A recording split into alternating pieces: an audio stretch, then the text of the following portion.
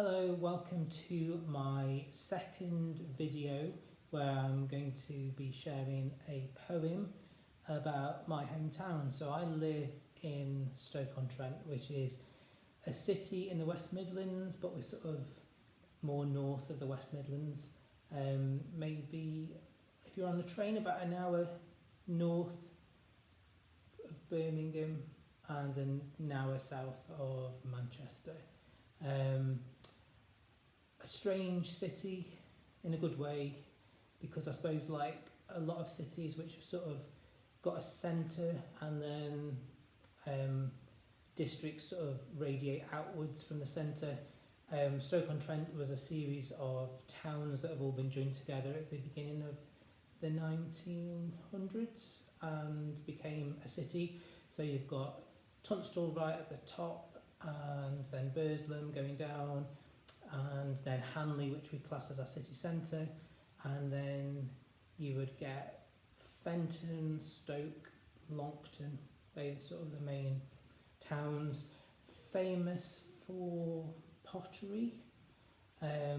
Susie Cooper, Clarice Cliff, who did amazing little Clarice Cliff paint, very Art Deco.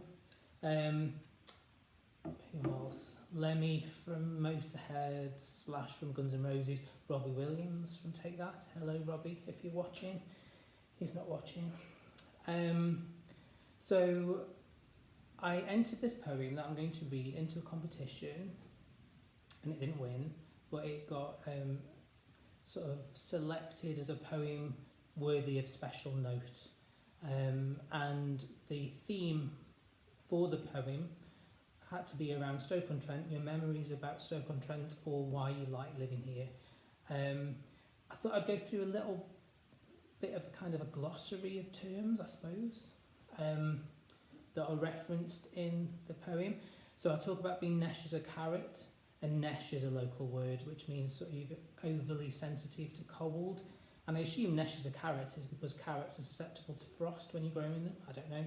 But nesh as a carrot. Gansey I talk about, which is a jumper. Potter's Fortnight. So in Stoke-on-Trent, like I said, we're quite famous, or were famous, for the pottery industry. We've got a lot of local little pot banks now, but at its height we were producing masses of pottery, and where those potteries were set up, we called them pot banks. So the factories that made the pots were pot banks, and Potter's Fortnight was the fortnight holiday in the summer where all the pot bank workers went on holiday and all the schools closed. So when I was young, in the very, very distant past, we had a Potter's Fortnight. Potteries Motor Traction, PMT, which is the local, or was the local bus company. I talk about being frightened of the Man of Fire. Now that's a sculpture in the city centre in Hanley on the side of what is the Debenhams Into Pottery shopping centre. It was Lewis's when I was younger, sculpted by David Wynne. People call it Jack Frost. I've got a photograph, which is actually a Man of Fire, and I chose this photograph to show you because it shows you the kind of perspective if you're going underneath it. I still hate going underneath it now, but as a child that was really frightening because it just looms over the top of it, but it's an amazing sculpture. So I talk about the Man of Fire. I talk about seconds and thirds. Seconds, obviously, we all know about seconds, so something that isn't quite perfect is called a second. You have it in like clothing industry and all kinds of things, but I think there used to be seconds and thirds and fourths, all different sort of, it's different variations of not quite perfect. What else do I talk about? That might be bottle kilns. So a bottle kiln is the kiln that fired the pottery. I've got a little sculpture of a bottle kiln, so they look very like that. Strangely like a bottle. This is made by Burslem Pottery, but I keep that on the side. But they're a really iconic local landmark. A bit like if you go to Cornwall and you see tin mines. So they are the little bottle kilns. I think that's it really. Back stamp I talk about a little bit, which is the stamp on the back of pottery, which tells you where it was made, and there's a little kind of addiction locally. I don't know whether it's amongst younger people as well, but it's definitely, I do it, and my mum and dad would do it, and my grandparents would do it, where if you're in a restaurant or, well, anywhere really where there's crockery, you turn it over, so you turn the cup over, or you turn the plate over to see if it's made in Stoke-on-Trent, hoping that it is. So it was really nice. When I was in Australia, we were at a little cafe, and I did that then, just turned over a plate, and it was made in a factory that's closed sadly now, but Dudson's, but that is literally 5 minutes from my house. So I was there in Australia, in Sydney, turning over a plate and feeling connected back home. So I think that's all the background to it. I'll get on with the poem. So it's called Made in Stoke-on-Trent. Born and bred in this city, structure of ceramic bones and slip coursing through my veins, ears caressed with dialect, vowels moulded by generations of familiar speech patterns. I am as nesh as a carrot, requiring a thicker ganzi for warmth in the winter months. Bottle kilns standing guard, deserted factories cast shadows over reclaimed green spaces. Potters' fortnight adventures, laden with jam jars to collect tadpoles from the red marl holes. Excursions to Hanley, transported through linear towns via pottery's motor traction. Running scared, beneath the man of fire, steel structure imposing, watching over me. The luxury of Lewis's, a treat at the cafe if lucky, before heading to Mother Burslem. To see the birds and rabbits, Victorian Park contained within ornate terracotta balustrades. Down the road we skip. Destination in sight as we approach my mum's family home.